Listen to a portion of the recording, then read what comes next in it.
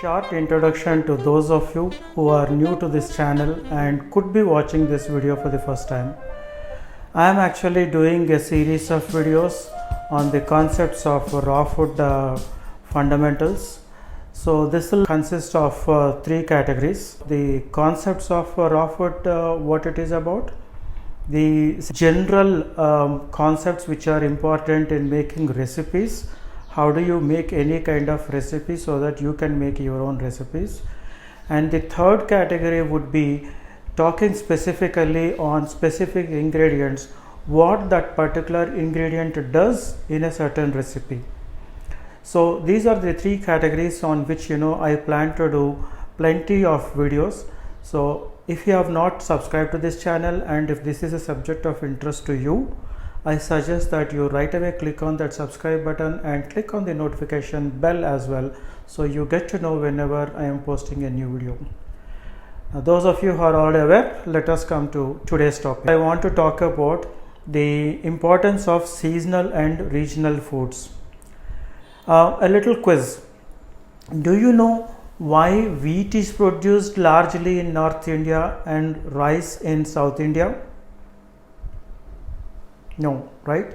Let's get into that. Or if you know it already, let's move on anyway. And did you know that a lot of North Indians prefer eating ice cream in winters? Does it sound odd to you, eating ice cream in winter? Well, there is a little science to this, and that is what we will discuss today, the importance of seasonal foods. Let us talk about seasonal foods first. Many of you could be aware watermelon is produced in summer in large quantities, and almonds and dates, even though dates are largely produced in the Middle East, which is supposed to be a hot climate, they are produced in the winter. Almonds and dates, for example, are produced in the winter. There's a scientific reason to this. The way nature has created this entire universe, particularly the earth that we are living in, is for the creatures, for the season, what is necessary, that is produced during that period in that area. So if you take the example of watermelons, which I have said, watermelons are produced in hot climates. If I consider in India, this part of the world, this part of India where it is particularly hot, watermelon is produced in large quantities during summer. Watermelon, as you know, consists of a lot of water.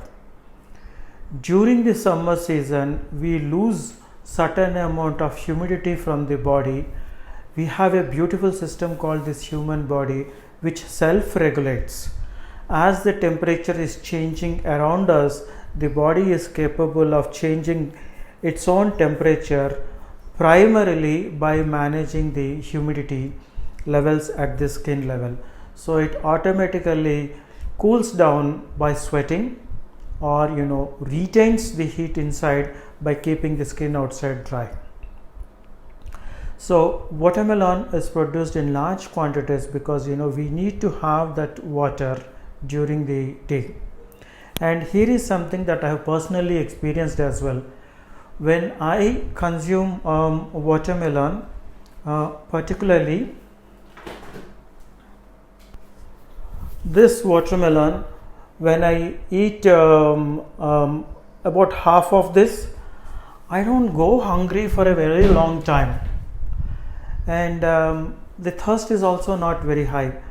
Surprisingly, bananas are something I eat a large quantities, 4 or 5 or 6 sometimes, and then I would feel hungry within a short time, but not with watermelon.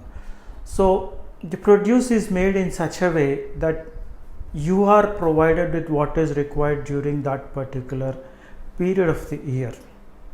In winter, the body has to produce continuously heat so that the organs within the body remain healthy and they don't die.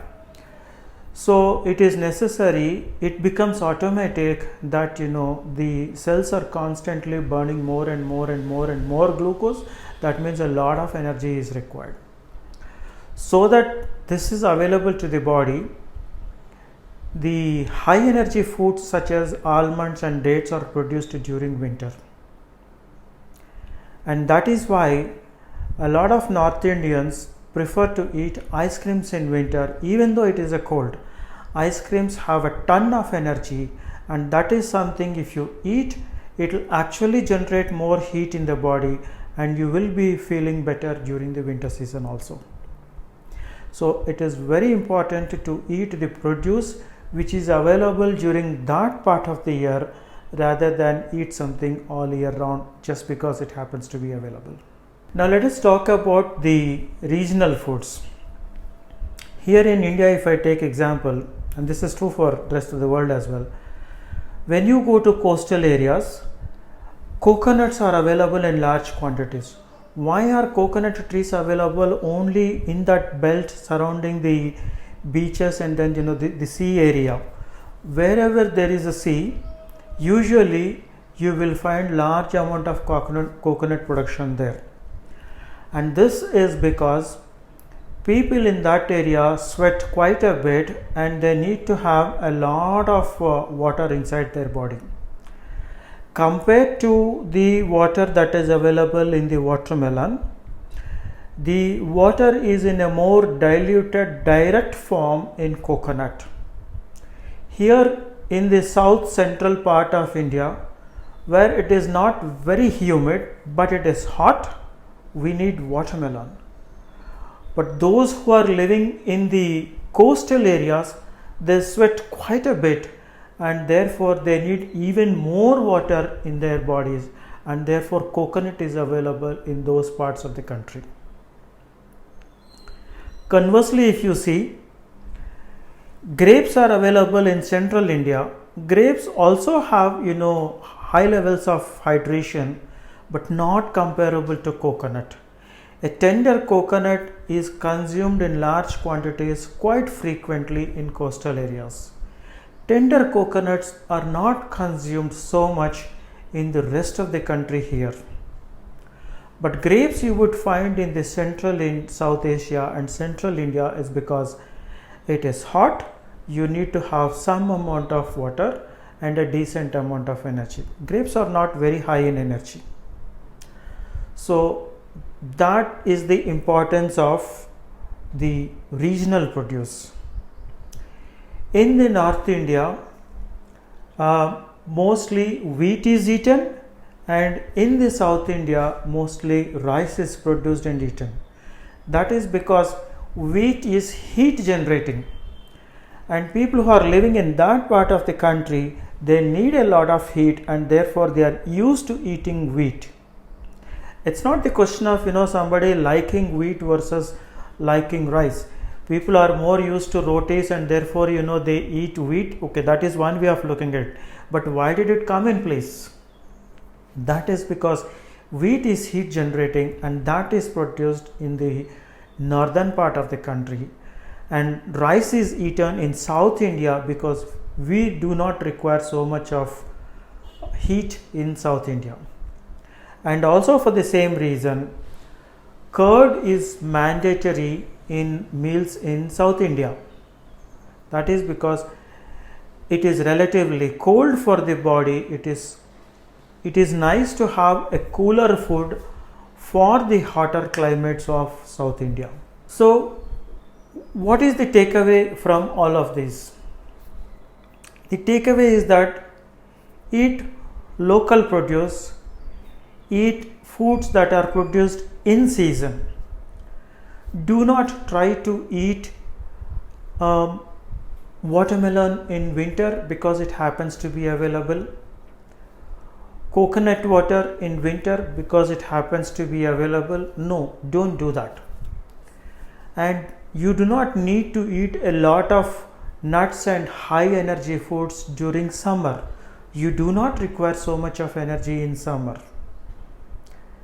Whereas when it comes to winter, you require high energy foods. So you need to eat more of nuts, more of energy producing foods. Eat that which is local and seasonal. And do not get into the habit of consuming these imported foods and exotic fruits. Dragon fruit which is available somewhere in the world. It happens to be available in India also, where I live. Is it the right thing to do? I don't think so. Should I be eating bananas? Yes, because those are produced in large quantities here. Should I be eating apples? No, they are not produced in this part of the world where I live. I need not eat so much of apples. So try to get away from the exotic foods, from the imported foods. Just because somebody has said, avocado is very healthy, do not try to eat avocado, because if that is not produced in where you live. That is the main takeaway. Move away from all of this and be healthy. If you like this video, I hope you can click on that like button and encourage me. Subscribe to my channel if you haven't done already. Keep watching for more interesting videos. Thank you for your time. Have an enjoyable day or evening, whatever is left for you. Bye bye.